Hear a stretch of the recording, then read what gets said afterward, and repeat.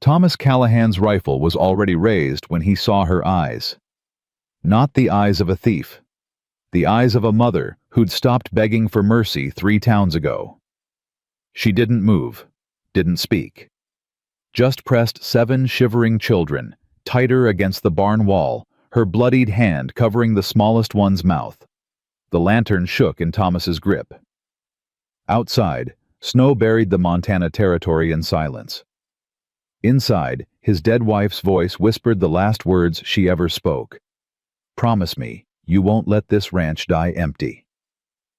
He lowered the rifle. But before we continue, if you love stories of redemption and second chances, subscribe and hit that notification bell. Comment your city below so I can see how far Sarah's story travels. Now let's see what Thomas did next, because his choice would change everything. The woman flinched when Thomas set the rifle against the post. "Don't," she whispered. Her voice cracked like creek ice in March. "Don't call the law." Thomas studied her. 30, maybe younger, but worn down past her years. Dark hair stuck to her face with sweat despite the cold.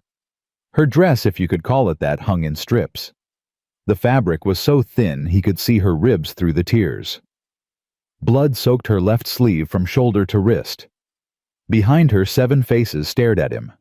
The oldest couldn't be more than 12. The youngest was maybe 3, thumb jammed in his mouth, eyes glazed with fever. "How long you been here?" Thomas asked. "Since nightfall." She shifted and pain flashed across her face. "We'll be gone by dawn." "Can you walk?" She didn't answer. The 12-year-old girl stepped forward instead. Tall for her age, with her mama's dark eyes and a jawline that said she'd seen too much. "She carried my brother 9 miles, the girl said. Her voice was steady, but her hands shook. "Carried him the whole way while the rest of us walked. She ain't carried nothing since except that baby." She pointed to the 3-year-old. Thomas crouched down, keeping his movements slow. The woman pulled the children back. "I ain't here to hurt you," he said. "But that arm needs tending, and these young'uns need warmth. House is 50 yards. Fire's already going." "We can't pay." "Didn't ask you to." The woman stared at him. Her throat worked, but no sound came out. Finally she whispered, "Why?" Thomas stood. "Because it's November in Montana, and you got 7 kids half froze. Don't need a better reason than that." He picked up the lantern and walked toward the barn door. Behind him, silence. Then small footsteps. He didn't turn around, just kept walking through the snow toward the house. By the time he reached the porch, all 8 of them were following. Inside, the fire was low. Thomas stoked it high, then pulled every blanket he owned from the chest his wife had painted yellow. He spread them on the floor near the hearth. The children collapsed onto them like dropped stones. The woman stayed by the door swaying. Her face had gone gray. "Sit," Thomas said. "I can stand." "You'll fall." She sat, slow like her bones might shatter. Thomas brought water bread, the last of yesterday's stew. The children ate without speaking, their eyes tracking his every move. The oldest girl ate 3 bites, then passed her bowl to the boy beside her. Thomas fetched another bowl. When the woman tried to lift her spoon, her hand wouldn't close. The spoon clattered to the floor. Thomas knelt beside her. "Let me see that arm." "It's fine." "You're bleeding through your sleeve." She turned her face away. "It don't matter." "It does to me." Something in his voice made her look at him. Really look. Her eyes were green, he realized. The kind of green that reminded him of spring grass. The grass Margaret used to lay in, laughing back when laughter was something that happened in this house. "Why do you care?" the woman asked. "Lost my wife 2 years back. Cancer took her slow. Watched her waste away in that bed over there while I stood around useless." He nodded toward the small room off the kitchen. "Maybe I can't fix what's already broken, but I can stop you from bleeding out on my floor." She didn't fight him after that. He cut the sleeve away. The wound was deep, ragged, infected. She'd wrapped it with strips of her own petticoat, but the fabric was black with dried blood. "What did this?" he asked. "Fence wire. Tore it climbing over." "Running from someone?" Her jaw tightened. "Always." Thomas cleaned the wound with whiskey. She didn't make a sound, but her breathing went shallow, and her eyes squeezed shut. When he started stitching, the oldest girl moved closer. "I can hold her," the girl said. Thomas shook his head. "She's stronger than both of us combined. She'll hold herself." And she did. 17 stitches. She didn't cry, didn't whimper, just gripped the chair arm so hard the wood cracked. When Thomas finished, he wrapped her arm in clean cloth and sat back. "You got a name?" "Sarah." "These your children?" "Some." She looked at the 7 sleeping forms curled by the fire. "Some I picked up along the way. Their folks died or left or got too mean to live with. Seemed wrong to leave them." "So you just collected them?" "They collected me." Sarah's voice softened. "Word gets around. Woman traveling alone don't hit kids' shares or food. They started following. I tried to turn them away at first, but—" She stopped. "But you couldn't." "No." Thomas stood and poured coffee, black the way Margaret used to make it. He handed a cup to Sarah. She took it with her good hand, and for the first time since he found her, something like hope flickered across her face. "Where you headed?" he asked. "West, far as the mountains led us." "Running from what?" "My brother-in-law." She said it flat, like stating a fact about weather. "After my husband died, Clayton decided I was his property. When I wouldn't—" She stopped again, staring into the coffee. "When I said no, he told the whole county I stole from him. Put a price on my head. $50. $50 for what?" "Theft, vagrancy, immorality." Her laugh was bitter. "Take your pick." Thomas was quiet for a long moment. Outside wind rattled the shutters. Inside, one of the children whimpered in sleep. The oldest girl, Sarah's daughter he assumed, reached out and pulled the child closer without waking. "You planning to turn me in?" Sarah asked. "No." "Why not $50 could buy a lot?" "Could," Thomas agreed. "But I don't need money bad enough to sell a woman who carried a sick child 9 miles through snow." Sarah's throat worked. She set down the coffee before he could see her hands shake. "Thank you," she whispered. "Don't thank me yet. Town'll know you're here by morning. Miss Agatha Winslow's got eyes like a hawk and a tongue like a bullwhip. Once she sees smoke from 2 chimneys instead of 1, questions'll start. Then we'll leave before dawn. You can't walk 9 feet, let alone 9 miles. I've walked worse. Not with that arm you haven't." Thomas leaned forward. "Listen, I got space. Barn's warm if the roof don't leak. House is warmer. You and the young'uns can stay till that wound heals, and you're strong enough to travel proper." Sarah stared at him. "You don't even know me." "I know enough. What if I am a thief? Then I'll lock up my valuables. What if Clayton comes looking? Then he'll find me instead of you." The words hung in the air between them. Outside, a coyote howled. Sarah's eyes filled, but she blinked the tears back fast. "I can't pay you," she said again. "Didn't ask." "What do you want from me?" Thomas met her eyes. "Nothing. Maybe some company. Maybe some noise in a house that's been too quiet for too long. Maybe just to do something Margaret would have wanted me to do." Sarah looked at the sleeping children, at the fire, at the rough wooden walls that somehow felt safer than any place she'd been in years. "1 week," she said finally. "Just till I'm steady." 1 week, Thomas agreed, though they both knew it was a lie. Morning came cold and pale. Thomas woke before dawn, old habit, and found Sarah already up, trying to sweep the floor one-handed. She moved stiff, awkward pain written in every line of her body. "Sit down," he said. "I can help. You can rest. I don't know how." Thomas took the broom from her. "Then it's time you learned." The children woke slow, yawning and stretching like barn cats. The smallest boy, the sick one, still felt hot to the touch. Thomas made oatmeal thick and plain and watched them eat like they'd never seen food before. The oldest girl caught his eye. "Thank you, mister." "Thomas, and you're welcome, miss." "Emma." She had her mother's eyes, but something harder in them. Something that said she'd been the adult long before she should have been. "That's my brother James." She pointed to the 9-year-old boy with the freckles. "The little ones are Anna Samuel and Benjamin. The sick one's Michael. Those two," she nodded at 2 rail-thin boys who might have been twins, "are Daniel and Joseph. They ain't blood, but they're ours now." Thomas counted again. 7. Just like the title would say. 7 reasons Sarah couldn't run fast enough. 7 anchors keeping her tied to danger. "Well," Thomas said, "reckon we better get Michael's fever down.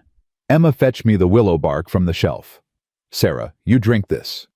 He handed her a cup of chamomile tea mixed with honey. "What is it?" "Medicine. Drink." She drank. By mid-morning, the house had found a rhythm. The children explored carefully, touching things like they expected them to disappear. Thomas showed James how to split kindling. Emma helped Sarah to the porch so she could sit in weak sunlight. That's when they saw the rider. Miss Agatha Winslow coming up the path on her gray mare spine, straight as a fence post, face pinched like she'd been sucking lemons since birth. Sarah went rigid. "Who's that?" "Trouble," Thomas muttered. He stepped off the porch to meet her. Agatha reined in her horse and stared down at him, eyes sharp behind wire spectacles. "Thomas Callahan. Wasn't expecting to see smoke from your place this early." "Fire don't care what time it is, Miss Agatha." "No, I suppose not." Her gaze slid past him to the porch, to Sarah, to the children peering out the windows. Her mouth tightened. "Seems you've taken in guests." "Seems I have." "Strangers." "People." "People?" Agatha repeated slowly. "People with no home, no means, and if gossip's to be believed, a rather colorful past." Thomas's jaw set. "Gossip ain't gospel, Miss Agatha." "No, but it's rarely smoke without fire." She dismounted, smoothing her skirts. "I'll need to speak with that woman." "She's resting." "I'm sure she is." Agatha moved toward the porch. Thomas stepped in her way. "Miss Agatha, with respect, turn around and go home." Her eyes narrowed. "Excuse me? These folks are under my roof. That makes them my concern, not yours." "Your concern?" Agatha's voice rose. "Thomas, that woman is wanted. There's a price on her head for theft and abandonment. There's lies on her head, put there by a man who couldn't take no for an answer." Agatha's face flushed. "You don't know that." "I know enough." "You know nothing." She stepped closer, voice dropping to something almost kind. "Thomas, I understand. You're lonely. Margaret's been gone 2 years, and this house is too quiet. But taking in a criminal and 7 children who aren't yours, it's not Christian charity. It's foolishness." "Maybe." Thomas tipped his hat back. "But it's my foolishness. And last I checked, this was still my land." Behind him, Sarah stood. Slow, unsteady but upright. Emma moved to her side, and the other children followed, forming a line on the porch like small soldiers. Agatha stared at them. At Sarah's bandaged arm, at the children's hollow cheeks and threadbare clothes. Something flickered across her face. Pity maybe, or shame, but it hardened quick.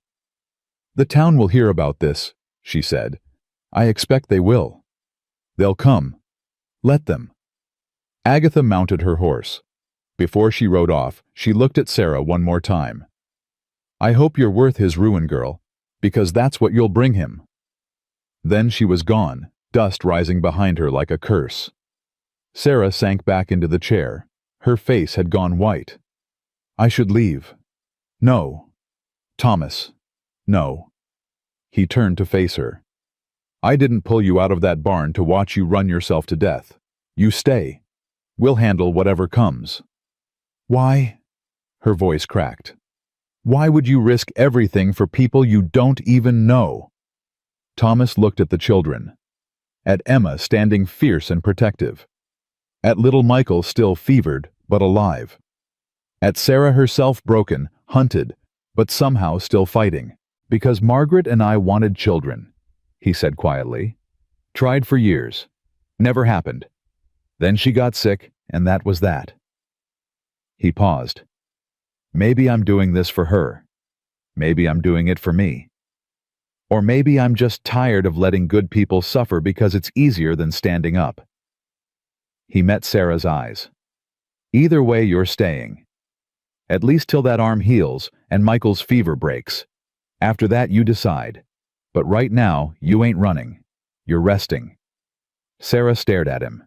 Then slowly, she nodded. The children exhaled like they'd been holding their breath for miles. And Thomas turned back to the woodpile, aware that he'd just painted a target on his back. But for the first time since Margaret died, he felt something other than emptiness.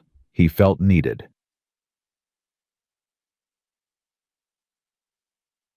That afternoon, Thomas found Emma behind the barn, teaching the younger children how to stack firewood.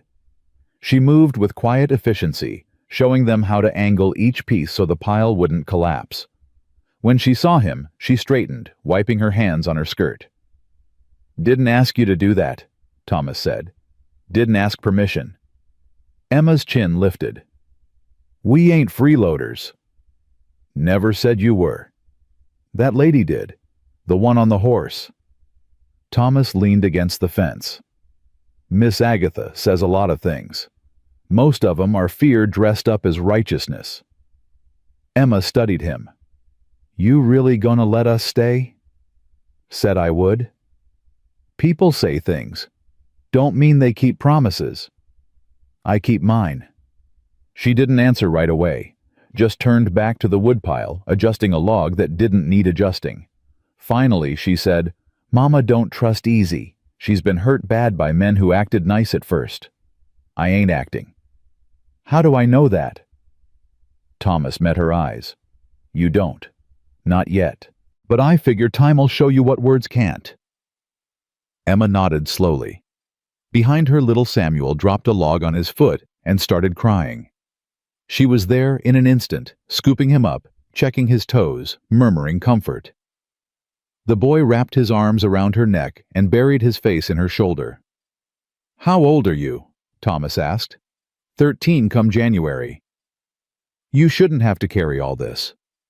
"Somebody has to." Emma set Samuel down gently. "Mama does what she can, but she's been running so long she forgot how to rest, and these little ones, they need more than she can give right now." "What about what you need?" Emma's face went carefully blank. "I'm fine." "Emma." "I said I'm fine."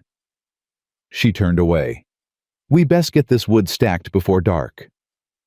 Thomas let her be. Some wounds couldn't be reached with words. Inside the house, Sarah sat at the kitchen table trying to peel potatoes one-handed. She'd managed 3 before Thomas walked in. The knife kept slipping from her grip. "Let me," he said. "I can do it." "Sarah, I can do it." Her voice cracked. The knife clattered to the table. She stared at her bandaged arm, at her trembling hand, at the potatoes, mocking her uselessness. "Damn it!" Thomas pulled out a chair and sat. "You carried a sick child 9 miles. Cut yourself some mercy." "Mercy don't cook supper." "No, but I do." He picked up the knife. "Tell me about your husband." Sarah went still. "Why?" "Because you loved him once, I reckon. And because talking about the dead sometimes makes 'em less heavy to carry." She was quiet for so long he thought she wouldn't answer. Then she spoke, voice low. "Daniel was kind. Quiet kind like you. Worked a small farm outside Billings. We married when I was 17. He was 23. Her fingers traced the wood grain. We had 3 good years. Then the drought hit. Crops failed. Bank came calling. Daniel took work at his brother's ranch to pay debts. Clayton's ranch. Yeah. Sarah's jaw tightened. Clayton always looked at me wrong, even before Daniel died, like I was something he'd own someday. Daniel saw it too. They fought about it once. Daniel told him to keep his eyes to himself, or he'd put him out. What happened to Daniel? Horse kicked him in the chest, broke his ribs, punctured his lung. He lasted 3 days. Sarah's voice went flat. Clayton showed up at the funeral, stood too close, told me I didn't have to worry, because he'd take care of me now. Said a woman alone couldn't make it. But you didn't want his care. I wanted him gone. I wanted my husband back. I wanted... She stopped, swallowing hard. Doesn't matter what I wanted. I told Clayton no. He said I'd change my mind once the money ran out. When I still said no, he got mean. Started telling folks I stole his cattle to sell. Said I was unfit, immoral, dangerous. Put that bounty on me. Thomas set down the knife. How'd you get Emma? She's mine. Daniel's and mine. Only child we had before he died. The others I found them after. Joseph and Daniel, the twins, their mama died of fever. Their daddy drank himself to death 6 months later. James was working mines at 8 years old till the shaft collapsed. Killed everyone but him. Anna's folks beat her. Michael's mama left him at a church. Benjamin. Sarah's voice softened. Benjamin's mama died giving birth. She was my friend. I promised I'd keep him safe. And you have. Have I? Sarah looked toward the window where the children played.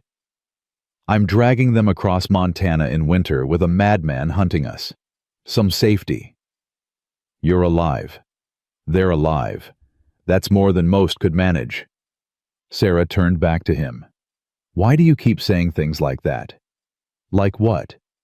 Like I'm doing something good instead of just surviving. Maybe survival is good. Maybe choosing to keep going when everything says quit, that's the bravest thing there is. Sarah's eyes filled. She blinked fast, looking away. I should check on Michael. She stood too quick. Her vision grayed and she swayed. Thomas caught her elbow. Easy. I'm fine.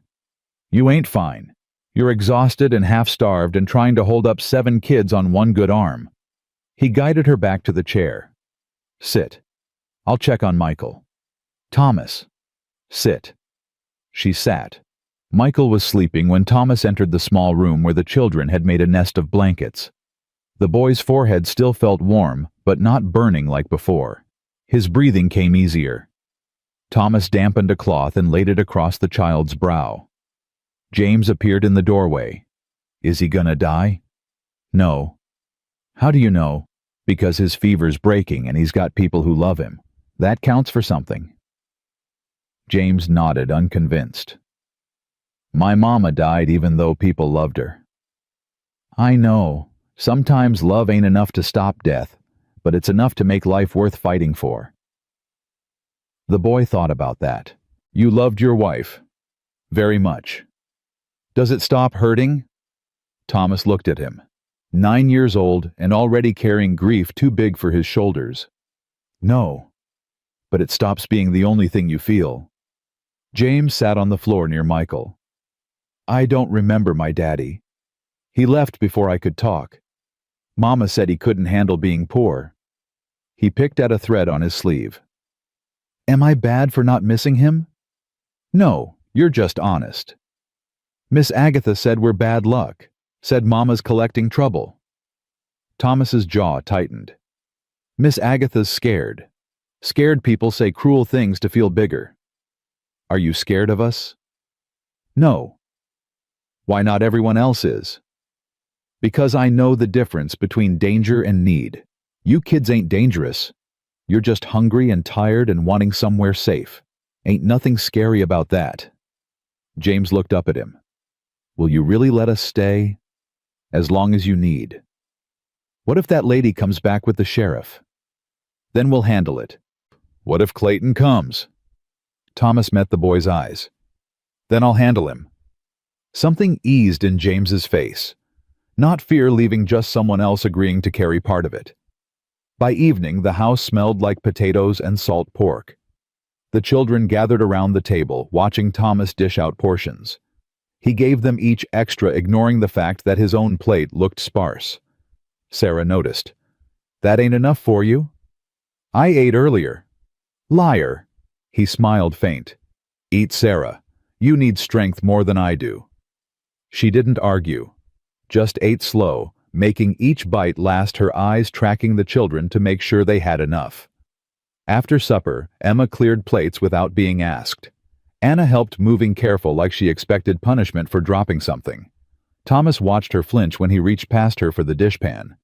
I ain't gonna hit you, he said quietly. Anna froze. I know. Do you? She didn't answer. Just scrubbed a plate so hard Thomas thought it might break. Later, when the children settled near the fire, Thomas found Sarah on the porch again. She stood in the cold without a shawl, staring at nothing. You'll catch your death, he said. Maybe that'd be easier. Don't say that. Why not? It's true. Sarah's voice was tired. I'm so tired, Thomas. Tired of running. Tired of looking over my shoulder. Tired of pretending I'm strong enough to keep them all safe when I know I'm not. You are. I'm not. I'm just stubborn. There's a difference. Thomas stepped beside her. Margaret used to say the same thing. When the cancer got bad, she'd tell me she wasn't brave, just too mean to quit. I told her it was the same thing. She laughed. Said I didn't know the difference between courage and spite. What did you say? I said I didn't care. Long as she kept breathing, she could call it whatever she wanted. Sarah looked at him. Did it work? No, she died anyway. Thomas's voice roughened. But those extra months, they mattered. Every morning she woke up mattered. Every smile, every word, every breath. It mattered because she chose it. I didn't choose this. I chose Daniel. I chose a quiet life. This. She gestured at the house, the barn, the darkness beyond. This chose me. Then choose what comes next. Clayton's hunting the woman who ran. Be the woman who stops running. I can't fight him. You don't have to. I will. Sarah turned to face him fully. Why? Why would you fight my battles?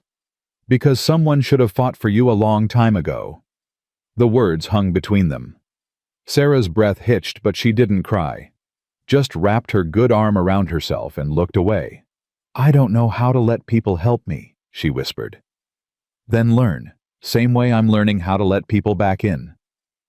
Inside, one of the children laughed, probably James showing the twins some trick with string. The sound floated out warm and easy, filling space that had been silent too long. Sarah smiled faint.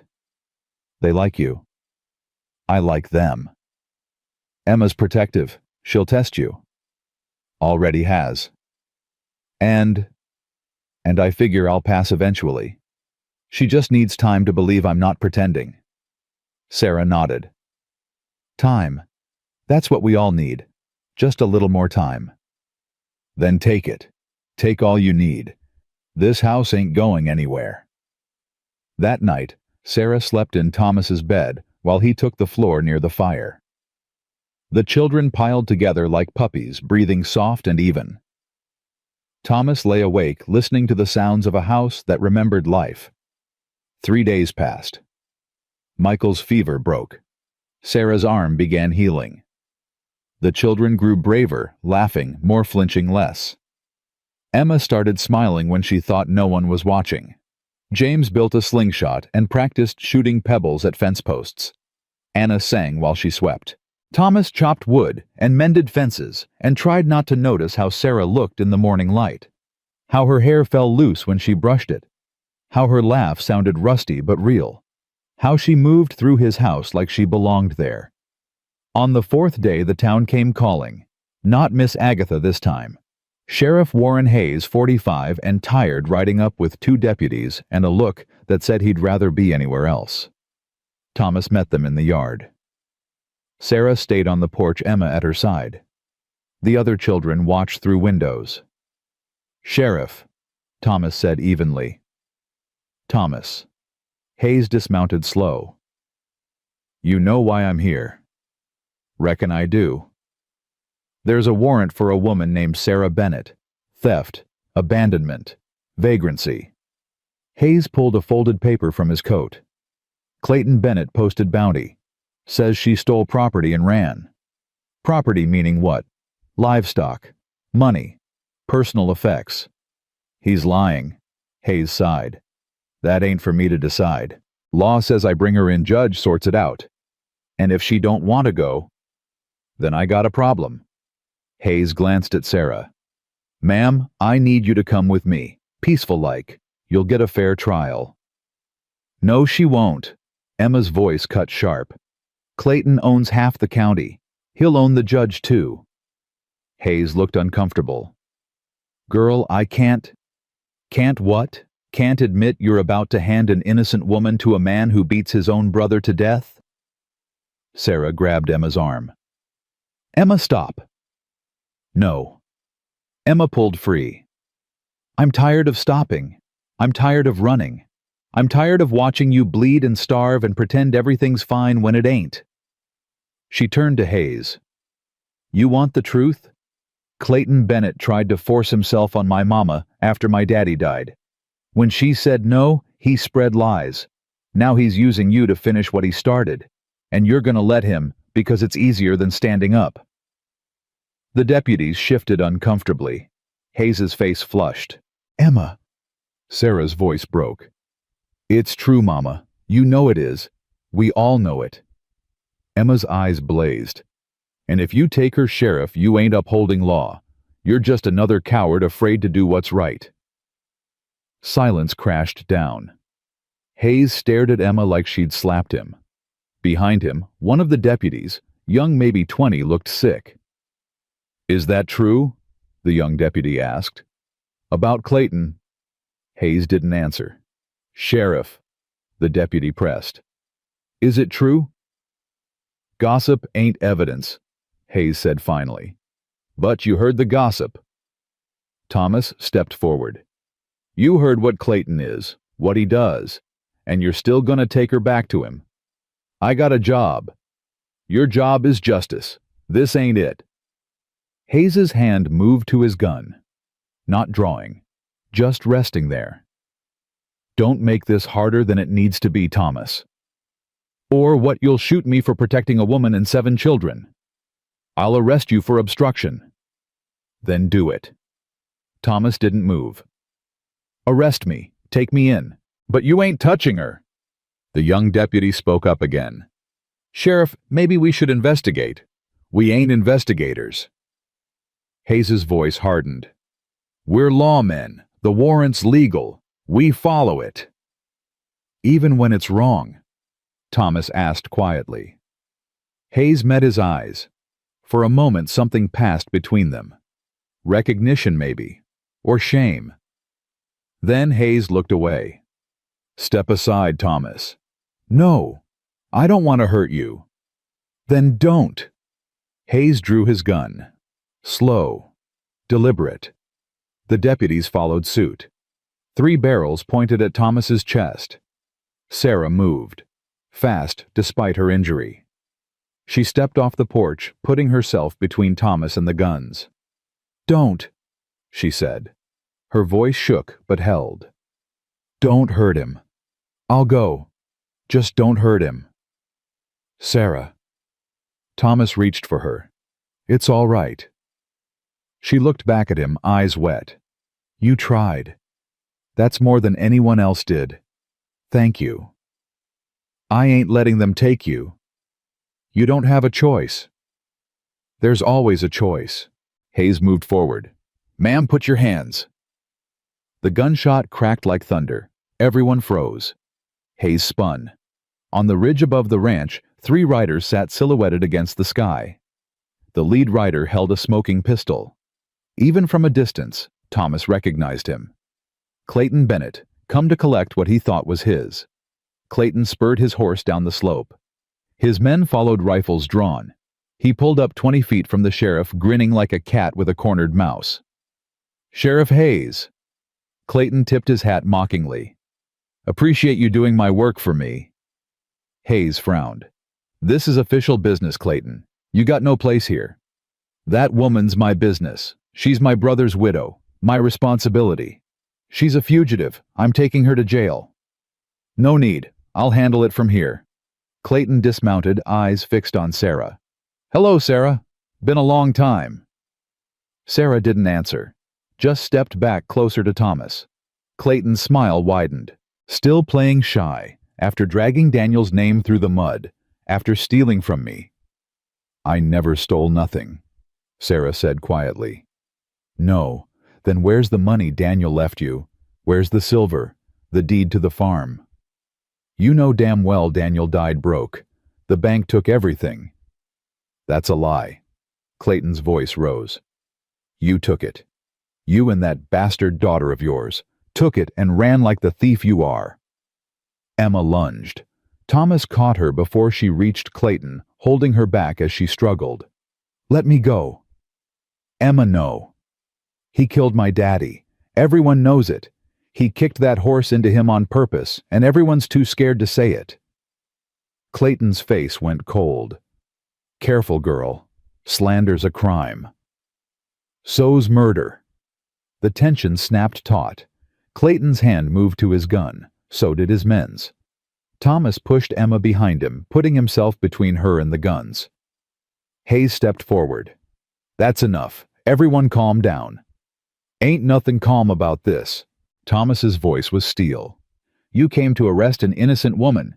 He came to claim property that ain't his. And now you're all standing on my land pointing guns at children. That how Montana law works now?" Hayes looked between them. Thomas unarmed and unmoved. Clayton armed and eager. Sarah and Emma terrified but defiant. The other children, faces pressed to windows, watching everything fall apart. "Clayton," Hayes said slowly, "go home. I'll bring her in proper. I want her now." "That ain't how—" "I said now." Clayton drew his pistol fully. "She's mine. Daniel married her. Daniel died, that makes her my concern. And I'm taking her home where she belongs." "Over my dead body," Thomas said. Clayton's smile turned vicious. "That can be arranged."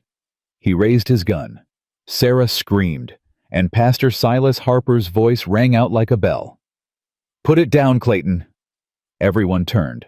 The pastor stood at the edge of the property, holding his Bible in one hand and a shotgun in the other. Behind him, 10 men from town formed a line. Farmers, shopkeepers, blacksmiths, men with families and faces Thomas recognized from Sunday service. They were all armed. "Pastor," Clayton said slowly, "this ain't church business. This is my flock. That makes it my business." Silas walked forward, steady and calm. "You've terrorized this woman long enough. Spread lies, filed false charges, tried to buy justice like it's cattle. Ends now. You can't stop me. I got the law on my side." Silas looked at Hayes. "Do you, Sheriff, you really planning to side with a man who killed his own brother?" Hayes went pale. There's no proof." "There's testimony. 6 witnesses saw Clayton kick that horse. They were too afraid to speak up before. They ain't afraid now." Silas gestured to the men behind him. "Tell him Marcus." An older man stepped forward, gray-haired, weathered hands scarred from ranch work. "I saw it. Saw Clayton spook that horse on purpose. Saw Daniel go down. Heard Clayton laugh about it after." "Liar," Clayton snarled. "I saw it too," another man said. Then another. Then another. 6 voices. 6 witnesses. 6 men finally choosing truth over fear. Hayes lowered his gun. "Clayton Bennett, you're under arrest for—" Clayton fired.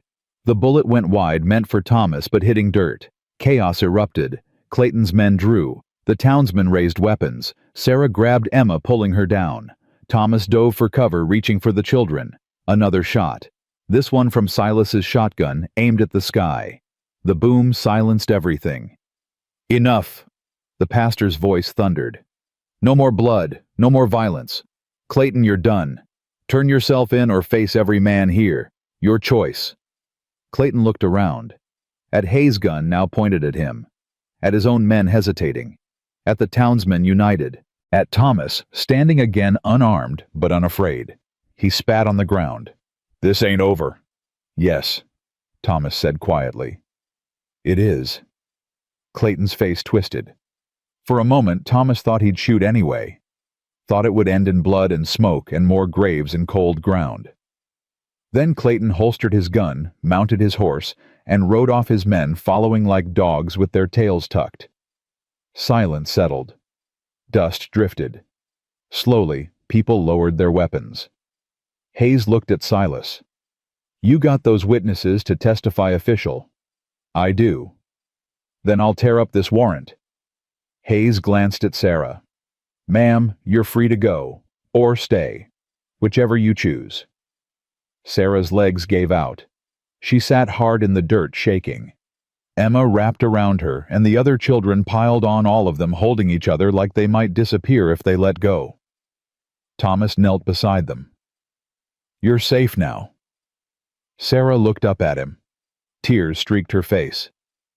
How did you... Wasn't me.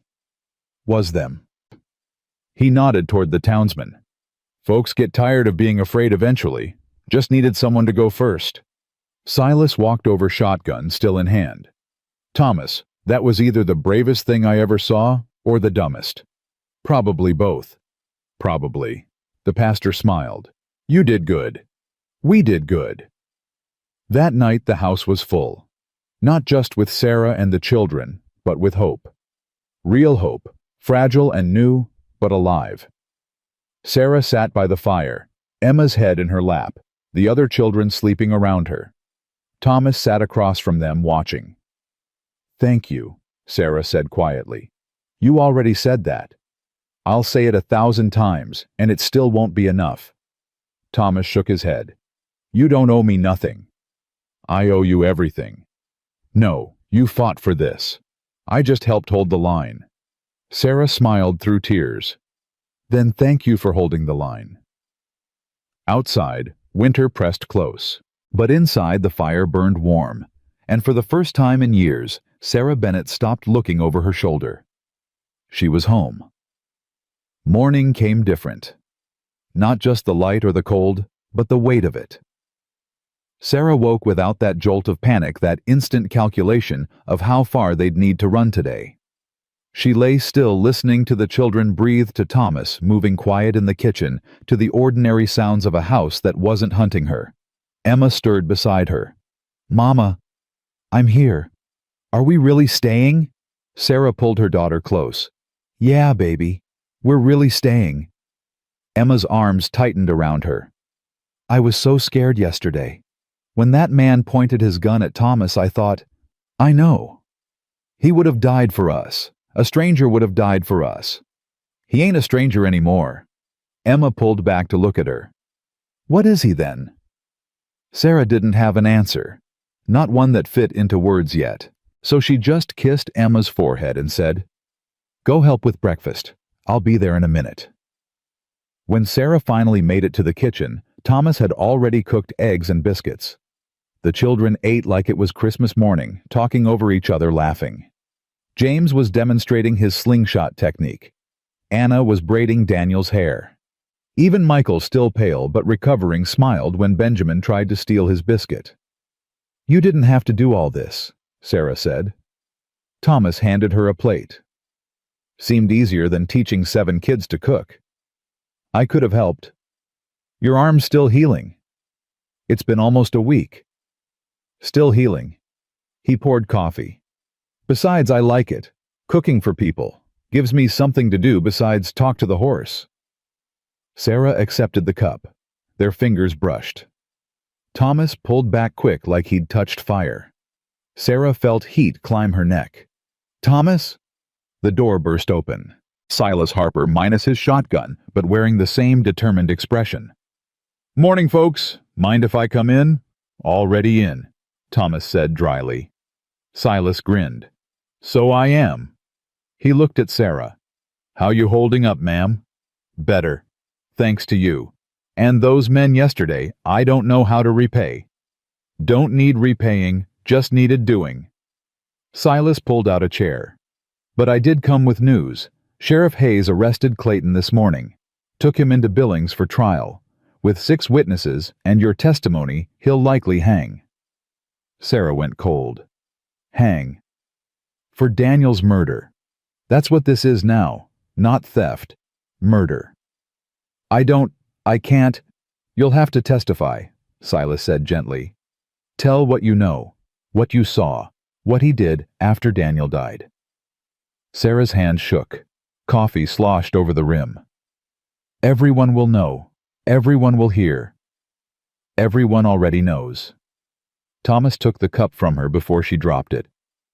They knew, they just didn't say. Now they're saying, you don't have to be ashamed of what he tried to do. I'm not ashamed. I'm angry. Sarah's voice cracked. I'm so angry I can barely breathe. Daniel was good. He was kind and gentle, and he deserved better than a brother who killed him over land and pride. And she stopped, chest heaving. I wanted him dead. When Clayton came yesterday, I wanted him dead. What kind of person does that make me? Human, Silas said quietly. Anger ain't sin, Sarah. It's what you do with it that counts. And you chose to live instead of seeking revenge. That takes more strength than pulling a trigger. Doesn't feel strong. Feels like cowardice. It ain't. Emma spoke from across the room. She'd stopped eating, was staring at her mother with fierce eyes. You kept us alive when you could have given up. You kept moving when everything hurt. You chose us over dying. That ain't cowardice. That's the bravest thing I ever saw. Sarah's eyes filled. She looked away, blinking hard. Silas stood. Trial's in 2 weeks. Hayes will send word when he needs you. Till then, rest, heal. Let these folks help you. He nodded to Thomas. You too. Town's grateful for what you did. We'll make sure Clayton's friends know to leave you alone. After Silas left the house, settled into quiet again. The children drifted outside to play. Emma stayed behind washing dishes with movements too careful, too controlled. You all right? Sarah asked. Fine. Emma. I said I'm fine. Emma scrubbed a plate so hard the pattern started fading. I keep thinking about Daddy. About how he died alone because Clayton didn't want competition. About how we could have stopped it if we'd been braver. You were 8 years old. Old enough to know something was wrong, old enough to speak up. And they would have ignored you, or worse. Sarah moved beside her daughter. You can't carry that baby. You can't spend your life wondering what if. Then how do I stop? Sarah didn't answer right away, just took the plate from Emma's hands and set it aside. Then she pulled her daughter close, holding her the way she used to when Emma was small and nightmares came calling. You don't stop, Sarah whispered. You just learn to carry it different. You let other people help hold the weight. Like Thomas. Like Pastor Silas. Like me. Emma cried then. Not loud, just these quiet, broken sounds that tore through Sarah's chest. She held her daughter and let her cry, and when Thomas appeared in the doorway looking concerned, Sarah just shook her head. He nodded and left them alone. Later that afternoon, Thomas found Sarah in the barn. She was trying to brush the horse one-handed, making a mess of it. The mare tolerated her attempts with patient annoyance. Need help? Thomas asked. No. He leaned against the stall. You're brushing her backwards. I know. She don't like it. I know that too. Thomas waited. Sarah kept brushing angry strokes that tangled more than smoothed. Finally, she threw this brush down. I don't know what I'm doing, she said. Any of it. Being a mother. Being free. Being here. I don't know how to just exist without running. Takes practice. What if I'm bad at it?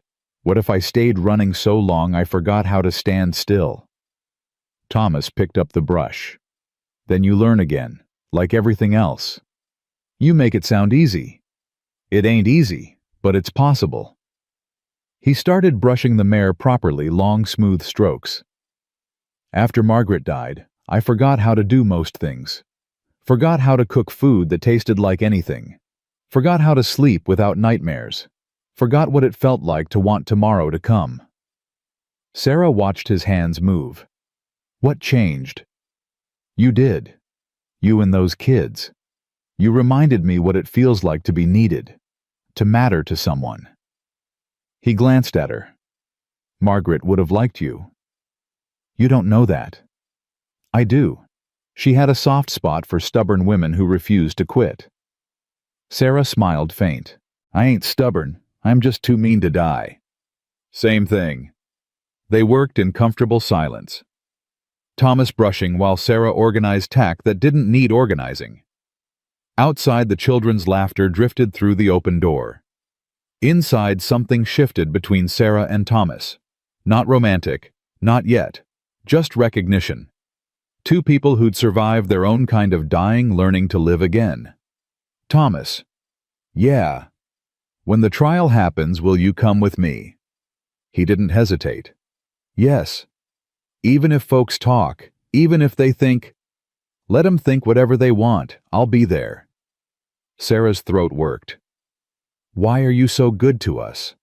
Thomas set down the brush and turned to face her fully. Because somebody should be.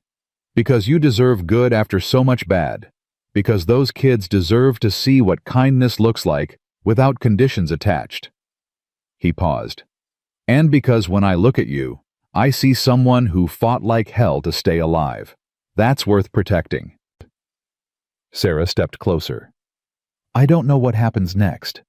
I don't know if Clayton hangs or walks free. I don't know if we stay here or move on. I don't know anything except... She stopped searching for words. Except what? Except I ain't scared right now. For the first time in years, I ain't scared. And that's because of you. Thomas reached out slow, giving her time to pull away. When she didn't, he touched her cheek, gentle as prayer. You're safe here, Sarah. Long as I'm breathing, you're safe. She closed her eyes and leaned into his palm. Neither of them moved. Just stood there in the barn, with dust motes drifting, and the mare huffing soft, and the moment stretching into something neither could name, but both needed. Then Emma called from outside, and the moment broke. Thomas dropped his hand. Sarah stepped back. They looked at each other, awkward and aware, before Sarah hurried out. Thomas stayed behind, heart hammering, wondering what the hell he'd just done. That evening, Miss Agatha Winslow returned. Not with judgment this time, but with a basket of bread and a carefully neutral expression. Sarah answered the door, and for a long moment, the two women just stared at each other. Ma'am, Sarah said finally. Mrs. Bennet. Agatha held out the basket. I came to apologize. Sarah blinked. Pardon. I said things, cruel things. I judged you without knowing your story. That was wrong. Agatha's face flushed. I'm a bitter old woman who spent too much time worrying about what others think instead of doing what's right. You didn't deserve my scorn. You deserved help, and I failed to give it. Sarah took the basket slowly. Why now? Because Pastor Silas reminded me that Jesus ate with sinners and outcasts and broken people, and that if I claim to follow him, I best start acting like it. Agatha met her eyes. I ain't asking forgiveness, just offering bread, and whatever else you might need. Sarah studied the older woman, saw genuine regret there, saw pride swallowing itself for the sake of making things right. She nodded. Thank you. May I? Agatha hesitated. May I see the children? Sarah stepped aside. Come in. The children froze when Agatha entered.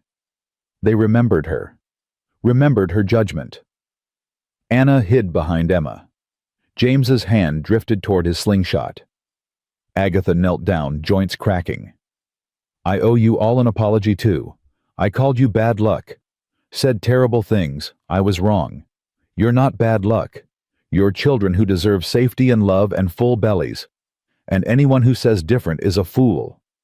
Benjamin, the smallest, stepped forward. You really mean that? I do. You ain't gonna try to take us away. No, child. I'm gonna help make sure nobody does. Benjamin considered this. Then he walked over and hugged her.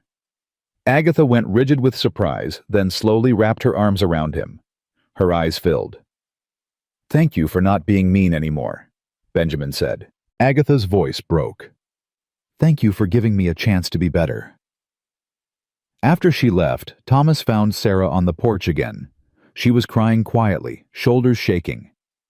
Sarah, she apologized. That awful woman apologized. And I don't know why that makes me cry harder than all the cruelty did. Thomas sat beside her. Because cruelty's easy to hate.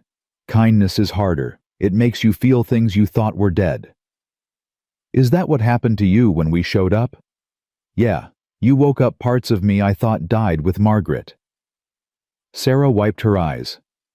Does it hurt? Waking up? Sometimes, but it's a good hurt. The kind that means you're healing instead of just surviving. They sat in silence as the sun set. The children were inside playing some game involving string and laughter. The temperature dropped, but neither moved. Finally, Sarah spoke.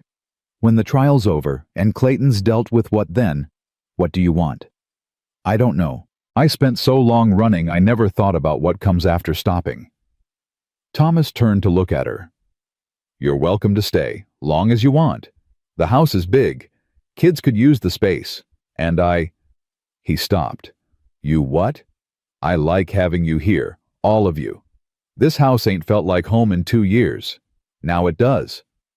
Sarah met his eyes. You sure 7 extra people's a lot. 7 extra people's exactly what this place needed.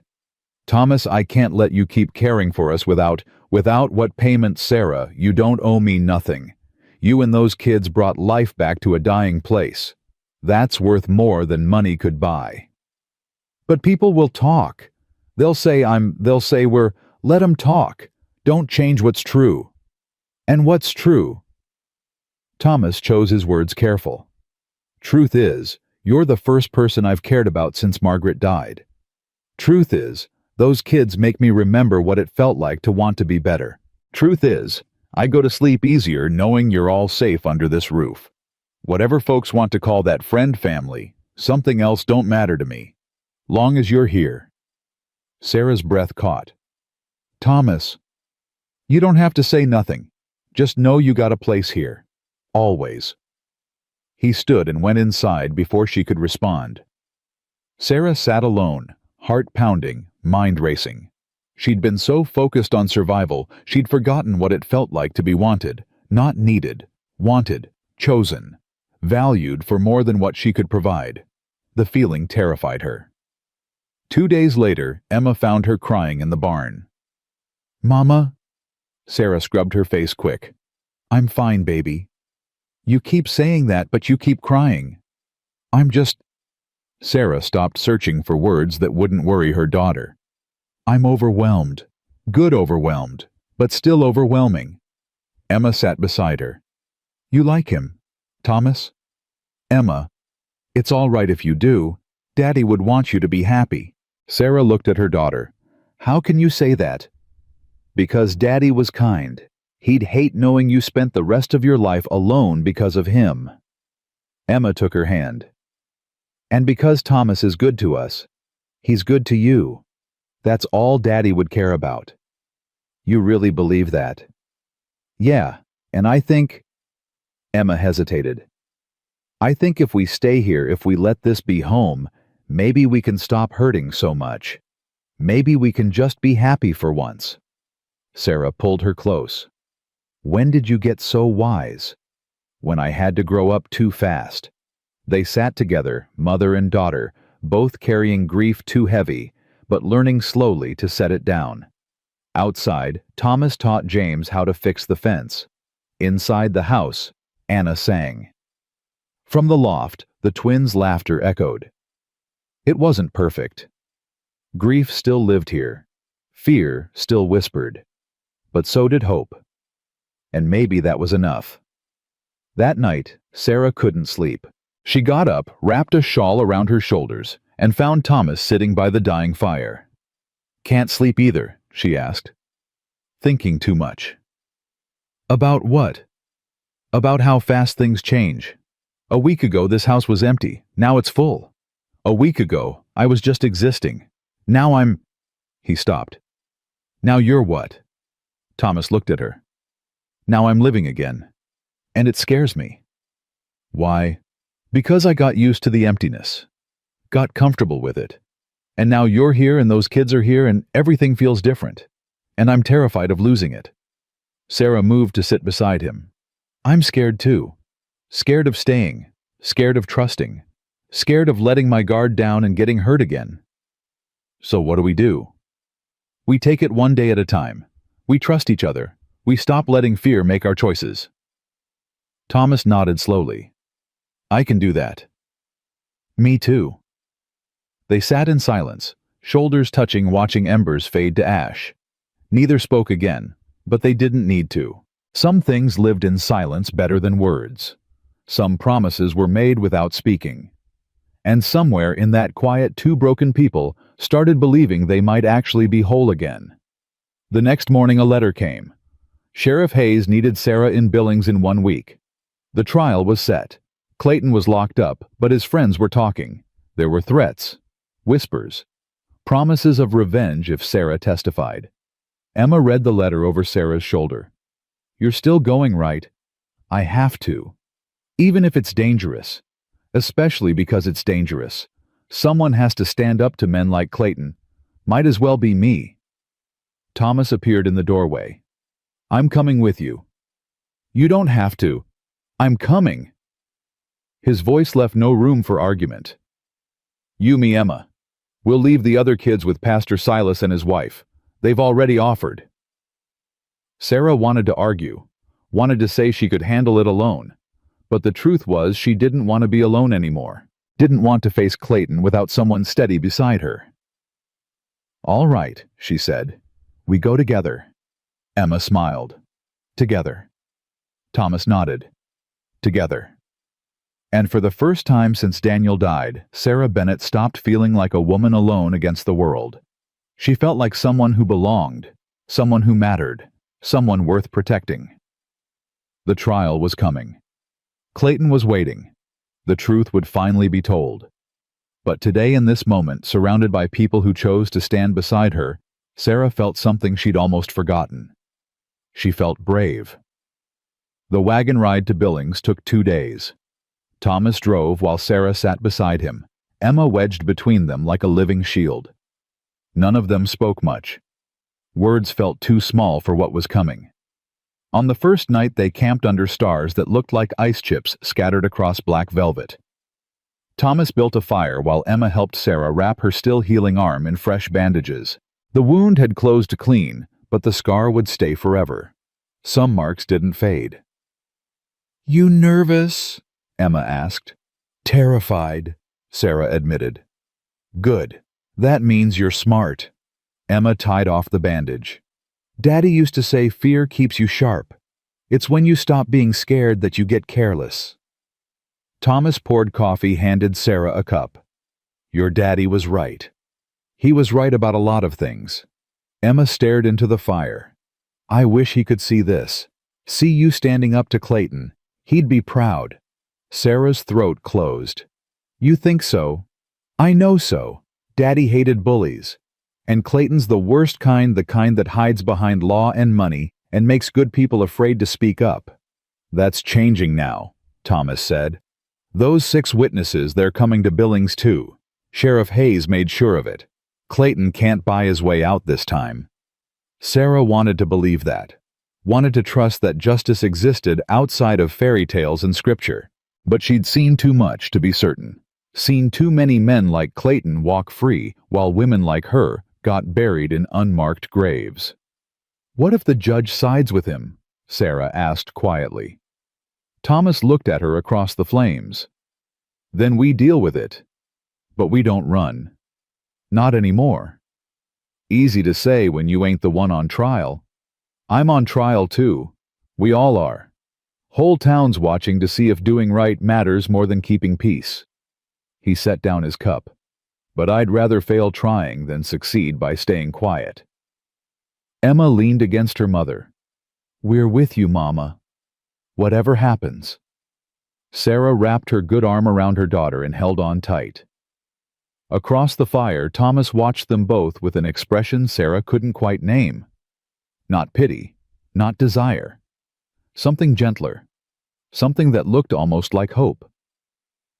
When Emma fell asleep, Sarah moved to sit beside Thomas. The fire had burned low, just embers, now barely enough light to see faces. Can I ask you something? Sarah said. Anything. Why didn't you ever remarry after Margaret?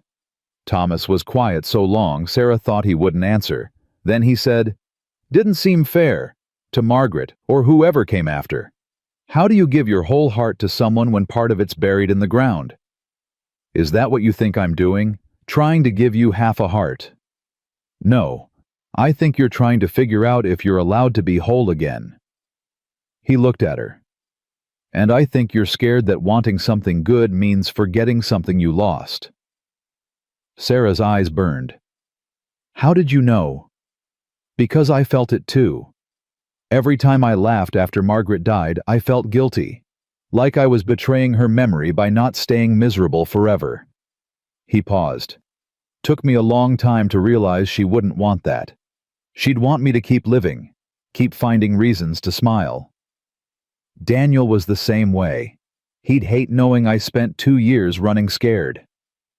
Sarah wiped her eyes. But I don't know how to stop being scared, Thomas. Even now, even with you and Emma and those kids back home, I'm still waiting for it all to fall apart. Then we'll hold it together.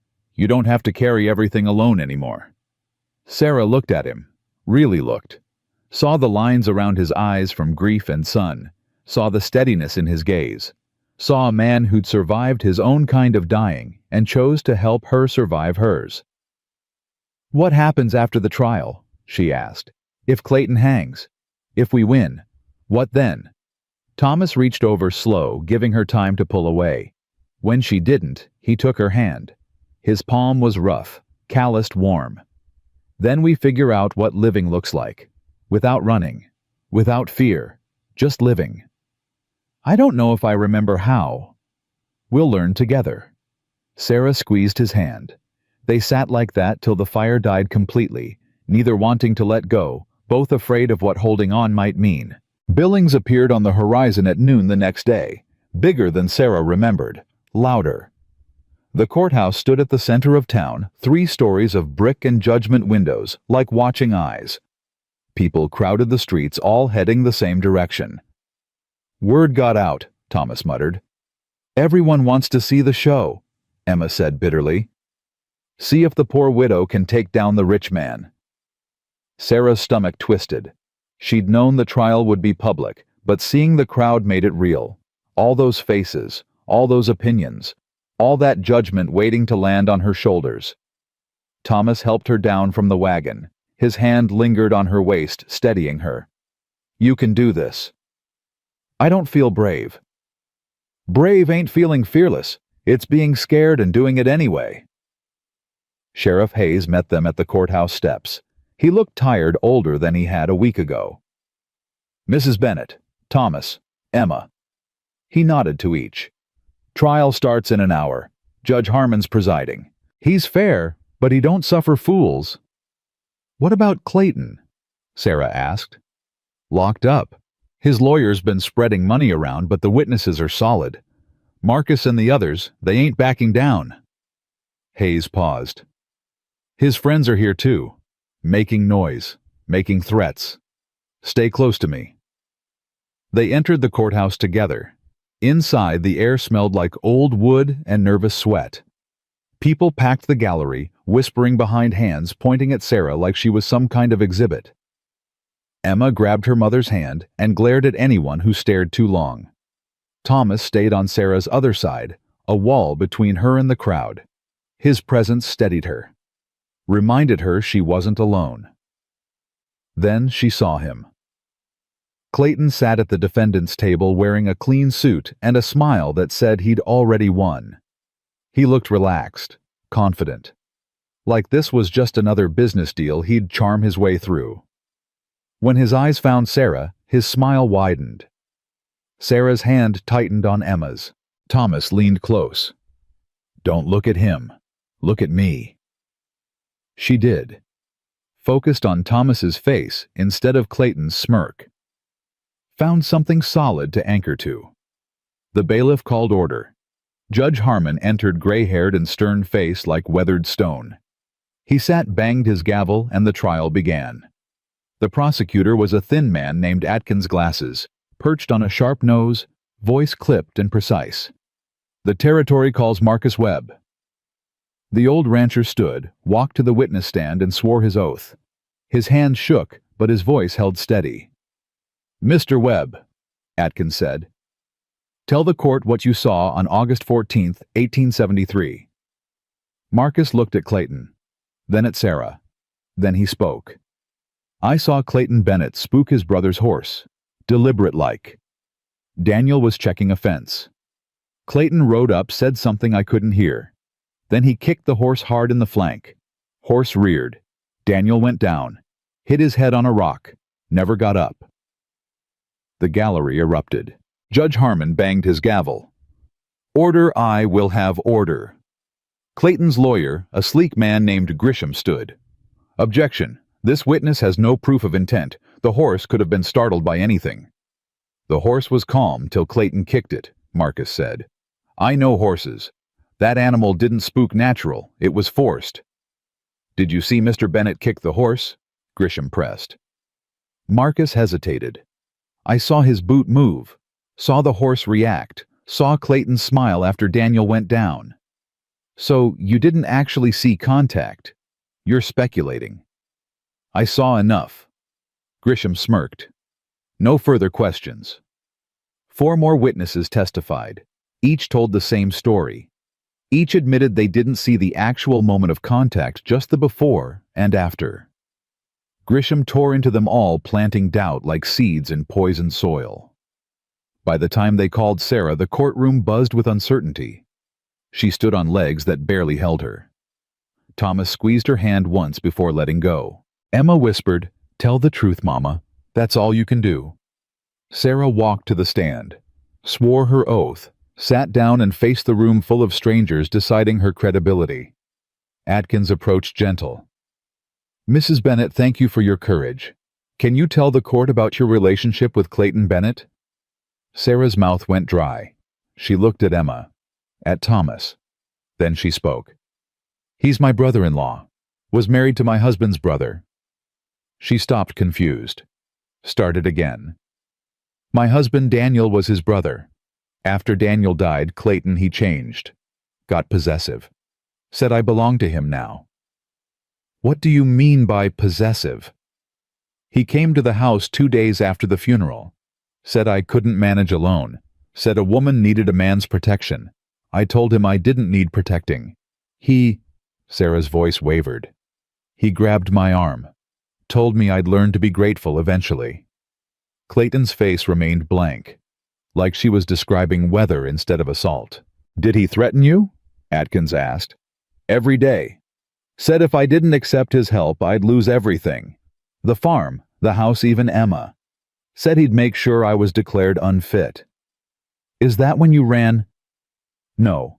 I stayed 2 months, tried to make it work. But he kept coming around, kept touching me when he shouldn't. Kept saying Daniel would have wanted him to take care of me. Then one night—" Sarah stopped, chest tight. "Take your time." Sarah breathed deep. "One night he came to the house drunk, forced his way in, tried to—" Her voice broke. "I fought him off, hit him with a pan. He left, but he swore I'd pay for refusing him. Next day the sheriff came with a warrant. Said I stole cattle, money, jewelry, all lies.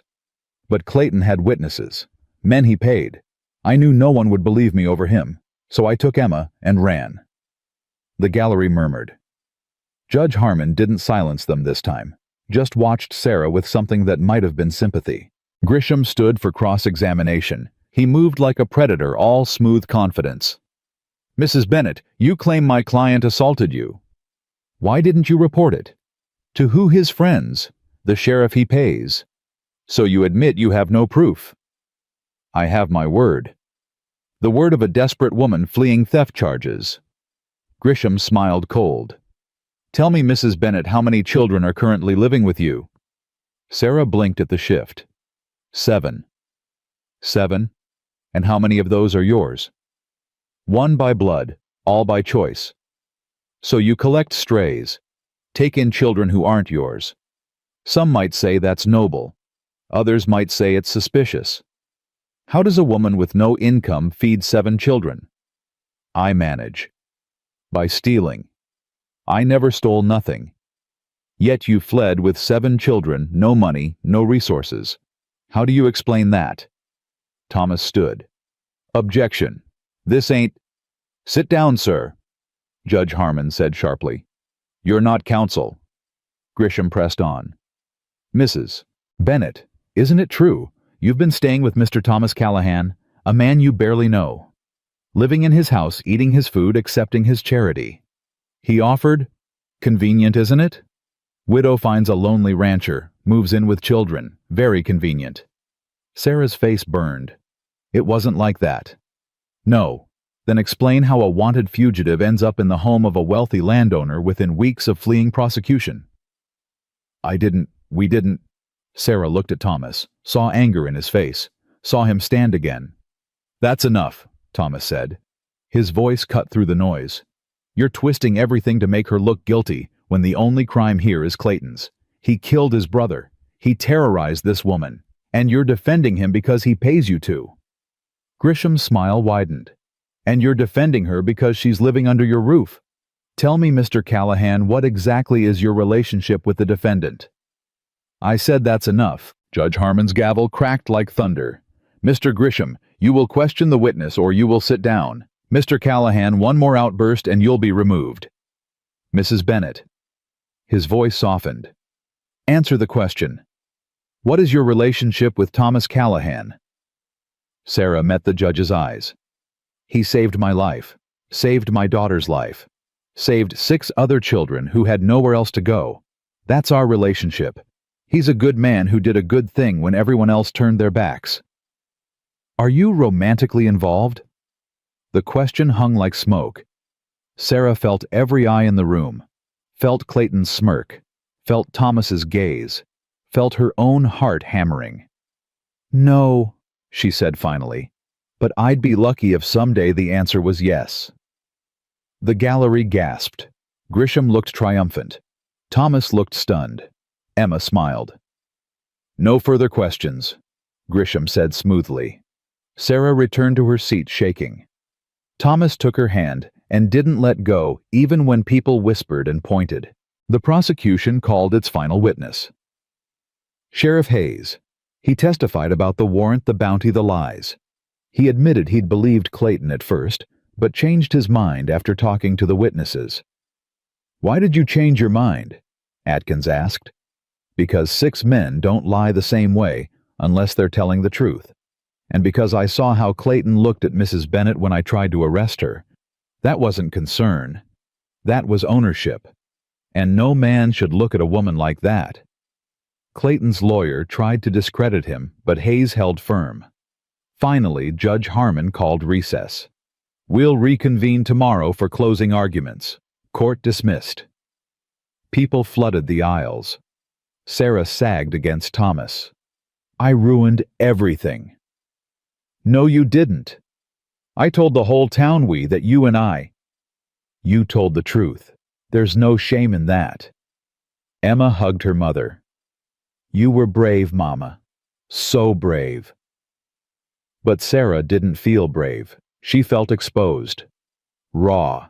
Like every secret she'd buried had been dragged into daylight and judged. They left through the back to avoid the crowd. But Clayton's friends were waiting. 3 men blocked the alley. Big men, mean-looking, armed. The leader stepped forward. Mrs. Bennet, we got a message from Clayton. Thomas pushed Sarah behind him. Get out of the way. Can't do that. See, Clayton don't take kindly to lies. And your woman in there lied real pretty. The man grinned. He wants her to know trial don't matter. He'll be free soon, and when he is, he's coming for what's his. She ain't his, Thomas said flatly. That's not what Clayton says. Says she's his by right. His brother's widow. His responsibility. His property. Say that word again, Thomas growled. See what happens. The man's hand moved to his gun. So did his friend's. Thomas didn't move, but Sarah felt tension coil through him like a spring. Walk away, Thomas said, while you still can. Or what you'll fight all three of us, if I have to. The alley went silent. Then a voice called out. He won't have to. He'll have help. Pastor Silas appeared at the alley entrance, shotgun in hand. Behind him, 6 townsmen, the same ones who'd stood against Clayton before. The 3 men hesitated, looked at each other, looked at the odds. This ain't over, the leader said. Yeah, Thomas replied. It is. The men left muttering threats. Silas lowered his shotgun. Saw them following you. Figured you might need backup. Thomas nodded. Obliged. That's what neighbors do. They show up. Silas looked at Sarah. You did good in there, ma'am. Real good. Sarah couldn't speak, just nodded. That night they stayed at a boarding house. 1 room, 3 beds. Sarah lay awake staring at the ceiling, replaying every word she'd said in court. You awake? Emma whispered. Yeah. What you said about Thomas, about being lucky, did you mean it? Sarah looked at her daughter. Yeah, baby, I meant it. Good, because I like him. I like how he looks at you, like you're worth something. I am worth something. I know, but it's nice when someone else knows it too. Across the room, Thomas pretended to sleep. But Sarah could tell by his breathing he was awake, could tell he'd heard everything. Tomorrow would bring closing arguments. Then the verdict. Then whatever came after. But tonight, in this small room, with her daughter beside her and Thomas nearby, Sarah felt something shift. Felt the weight she'd carried start to ease. Felt the future become less terrifying and more possible.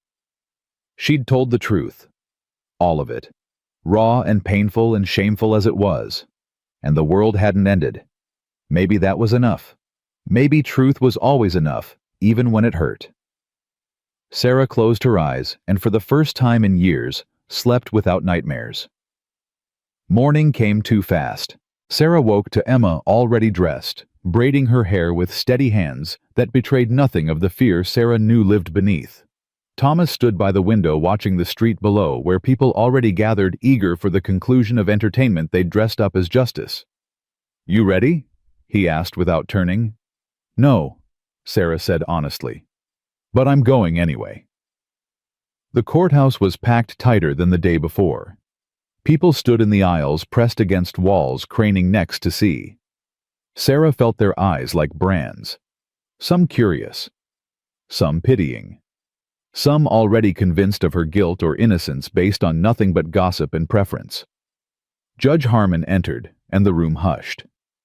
Closing arguments. Mr. Grisham, you may proceed. Clayton's lawyer stood smoothing his vest. He spoke to the jury like they were children needing guidance. Gentlemen, you've heard testimony, witnessed accusations. But accusations ain't evidence. 6 men claim they saw Clayton Bennett kick a horse. Yet none saw actual contact. They saw a man approach his brother. Saw a horse spook. Saw tragedy unfold. But correlation ain't causation. He paced, hands clasped behind his back. Now we have Mrs. Bennett. A woman by her own admission living with a man she barely knows. A woman who fled prosecution. A woman who collects children like stray cats and expects charity to feed them. She claims my client assaulted her yet filed no report. Claims he threatened her yet has no witnesses. Claims he killed his brother yet offers no proof beyond wounded pride and desperate imagination. Grisham stopped in front of the jury. My client is a landowner, A businessman. A man of standing in this territory. Is he perfect? No. But he's no murderer. What he is a man trying to honor his brother's memory by caring for the widow Daniel left behind. And instead of gratitude, he receives slander. Instead of respect, he receives accusations. This trial ain't about justice. It's about a woman scorned using grief as a weapon. He sat down. The jury looked thoughtful. Too thoughtful. Sarah's stomach twisted.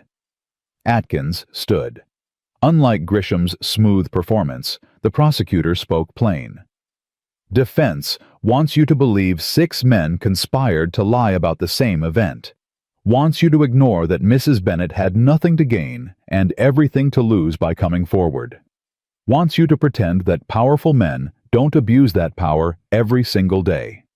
He walked to the jury box. Daniel Bennet died because his brother wanted what he had. A farm, a wife, a life Clayton envied. So he took it. Not all at once. Slow, deliberate. He killed Daniel and called it accident. He terrorized Sarah and called it protection. He destroyed her reputation and called it justice. And now he sits here in a clean suit smiling because he thinks wealth and status make him untouchable. Atkins pointed at Clayton. But Sarah Bennet touched him. She stood up, testified, risked everything to tell the truth. Those 6 witnesses did the same. They broke their silence because silence protects the guilty and buries the innocent. This trial is about whether we reward courage or punish it, whether we stand with the powerful or the powerless, whether justice means anything at all. He returned to his seat. The courtroom was silent. Judge Harmon addressed the jury. Gentlemen, you've heard both sides. The charge is murder. The burden of proof is on the prosecution. You'll deliberate and return with a verdict. Court is in recess. The jury filed out. Sarah watched them go, trying to read their faces. Some looked troubled, some certain. None looked at her. How long do you think? Emma whispered. Could be hours. Could be days. Thomas stood. Come on, let's get air. They walked outside where the day was too bright, too normal, while Sarah's world hung in balance. People gathered in clusters, debating, arguing, placing bets on the outcome like it was a horse race instead of a man's life. Sarah found a bench away from the crowd. Emma sat on one side, Thomas on the other. They didn't speak, just existed together waiting. An hour passed. Then 2. The sun climbed higher. Sarah's hands wouldn't stop shaking. Whatever happens, she started. Don't, Thomas said. Don't start planning for the worst. Not yet. But if they find him innocent, then we handle it. Together. Emma took her mother's hand. He's right, Mama. We're together now. That changes things. Sarah wanted to believe that. Wanted to trust that love and loyalty were armor enough against men like Clayton. But she'd learned the hard way that good intentions didn't stop bullets or legal judgments. 3 hours. 4. The sun began its descent.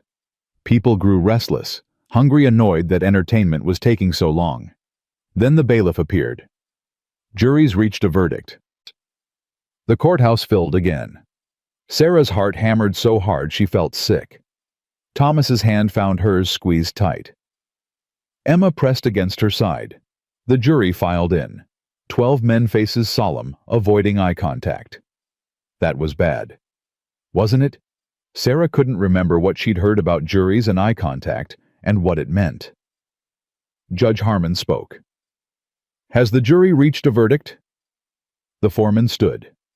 Middle-aged, weathered, holding a piece of paper like it weighed 1,000 pounds. We have your honor. What say you? The foreman looked at Clayton, then at Sarah, then back to the judge. We find the defendant, Clayton Bennet, guilty of murder in the 1st degree. The word guilty detonated like dynamite. The courtroom exploded. People shouted, some in triumph, some in outrage. Clayton lunged to his feet, face purple with rage. His lawyer grabbed his arm. Judge Harmon's gavel cracked again and again. Order, I will have order, or I will clear this room. Slowly the noise died. Clayton stood rigid, hands fisted, staring at the jury with naked hatred. Judge Harmon's voice was granite. "Clayton Bennett, you've been found guilty of murdering your brother Daniel Bennett. The sentence for murder is death by hanging. Execution will be carried out in 3 days' time. May God have mercy on your soul." Clayton's face went white, then red. Then he laughed, high and wild and broken. "This ain't over. You think I'm done? You think—" "Remove him," Judge Harmon ordered. Deputies surrounded Clayton. He fought them, still screaming. "You're mine, Sarah. You hear me? You'll always be mine. You can run to the ends of the earth, but you're still—" They dragged him out. His voice echoed down the hallway, fading into nothing. Sarah couldn't move, couldn't breathe, couldn't process that it was over. Actually over. Emma was crying. Happy tears, maybe, or relief, or just the release of 2 years of fear. Thomas pulled them both close, and Sarah buried her face in his chest and shook. People swarmed them. Pastor Silas grinning wide.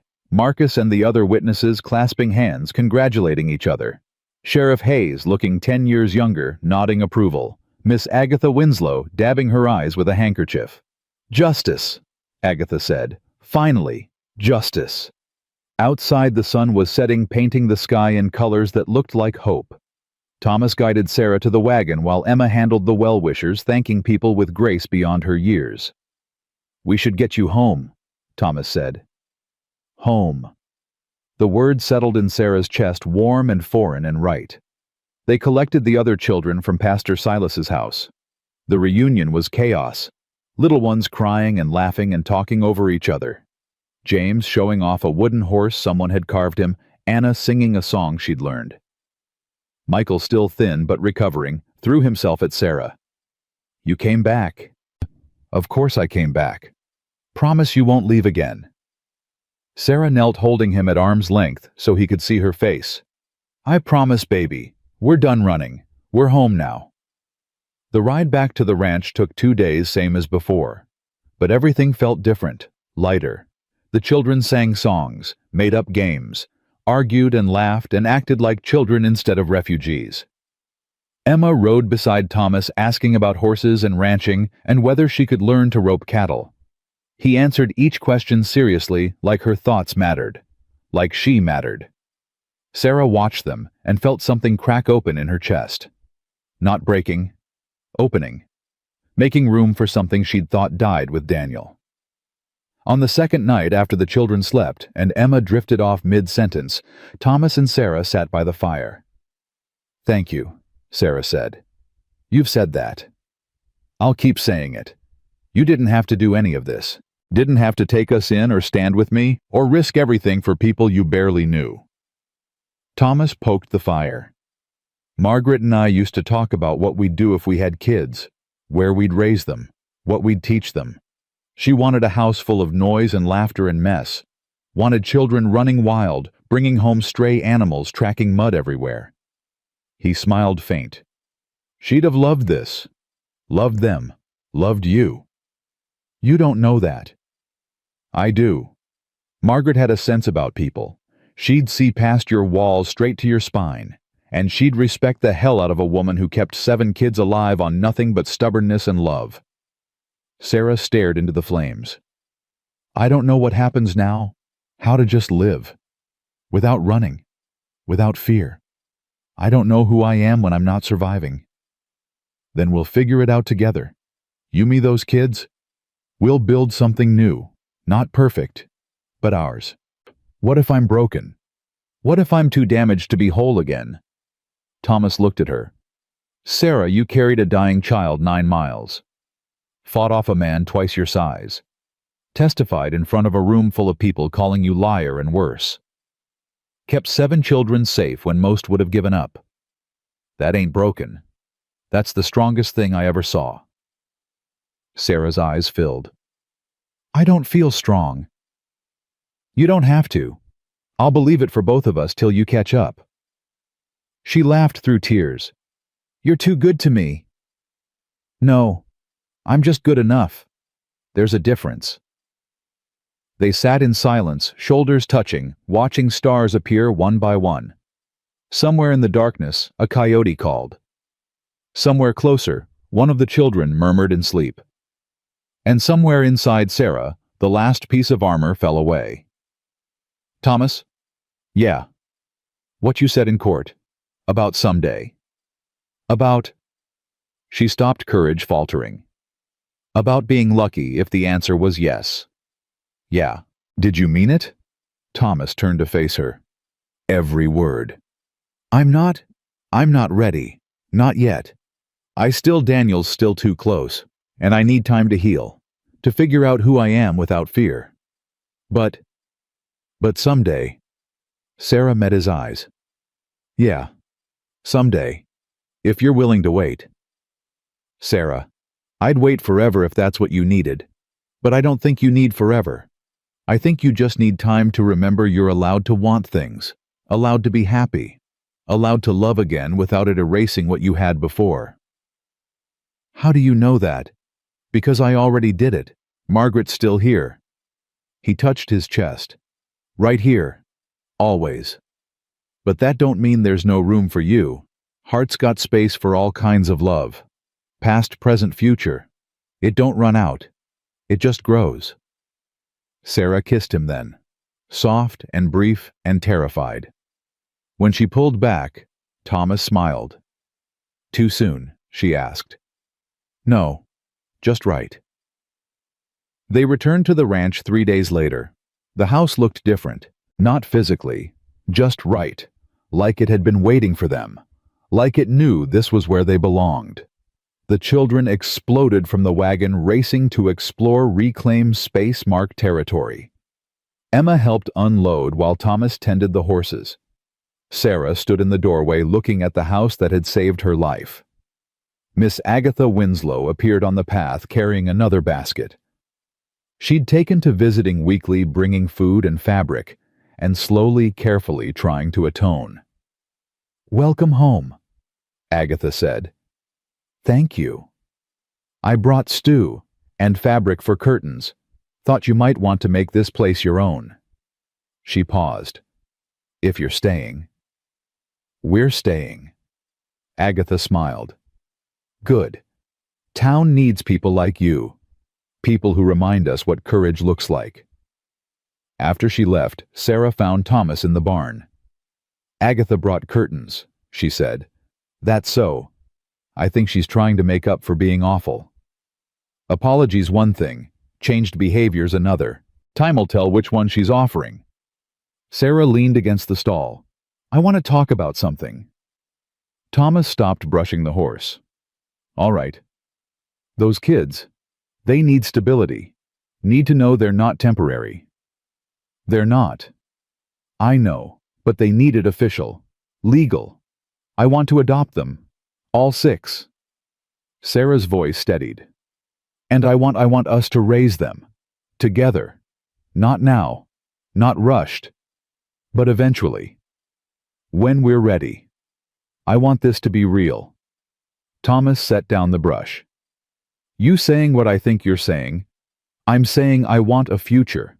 With you. With them. With all of it, the mess and noise and chaos Margaret wanted. I want to build it here. Together.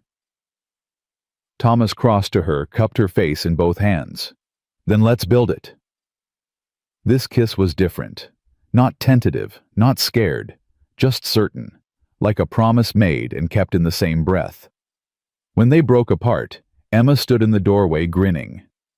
Finally. How long you been standing there? Sarah asked. Long enough. Emma walked over, wrapped her arms around both of them. Does this mean Thomas is staying?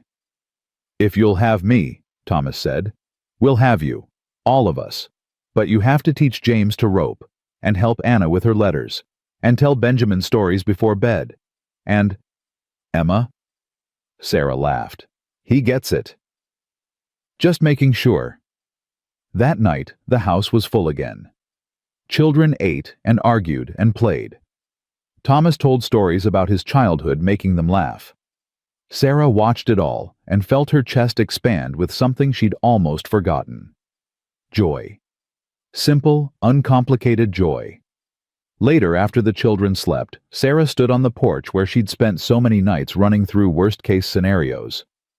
Thomas joined her, coffee in hand. "You think Clayton's dead yet?" Sarah asked. "Probably. Sheriff said 3 days. That'd be today." "Good. You mean that—" "Yeah, he was poison. World's better without him." Sarah sipped her coffee. "Does that make me a bad person?" "Makes you human. Some people deserve mercy. Some deserve justice. Clayton got what he earned." Sarah nodded. In the distance, mountains rose black against stars. Somewhere out there, Clayton Bennett was gone. His threats were dust. His power broken. And she was here alive, surrounded by people who'd fought for her. "I never thought I'd make it this far," Sarah said quietly. "When I was running, I thought we'd die in some field, frozen, forgotten. I never imagined this. This, home, family, safety, you." She looked at him. "Hope." Thomas pulled her close. "You got all that now, and I aim to keep it that way. Promise?" "Promise." They stood together as winter pressed close and the fire burned warm inside. 7 children slept safe. 2 broken people held each other. And somewhere in Montana, under stars that had witnessed so much suffering, a new story began. Not perfect, not painless, but theirs. 6 months later, Pastor Silas married them under the cottonwood tree where Margaret was buried. It felt right somehow. Past and future meeting, blessing each other. Emma stood as witness holding Benjamin. The other children formed a circle, holding hands, grinning. Miss Agatha cried. Sheriff Hayes attended. Half the town showed up bringing food and well wishes. When Thomas kissed his new wife, the children cheered. When Sarah looked at her family, because that's what they were now, legally and completely her family, she felt the last piece of fear dissolve. She'd been hunted, broken, terrified, but she'd survived, more than survived. She'd built a life from nothing, found love in unexpected places, raised 7 children on courage and stubbornness, and now standing beside the man who'd opened his home and heart without hesitation, surrounded by children who'd chosen her as much as she'd chosen them. Sarah Bennett Callahan finally believed what Thomas had been telling her all along. She was home. And home wasn't a place. It was people. People who saw you at your worst and stayed anyway. People who held you when you fell and celebrated when you stood. People who loved you, not despite your scars, but because of them. That night, as she lay beside Thomas with children breathing soft in nearby rooms, Sarah closed her eyes and thought of Daniel. Hoped he'd approve. Hoped he'd be glad she'd found happiness again. And somehow, in the quiet of her heart, she felt his answer. Live, Sarah. Live big and loud and messy. That's all I ever wanted for you. So she did. She lived.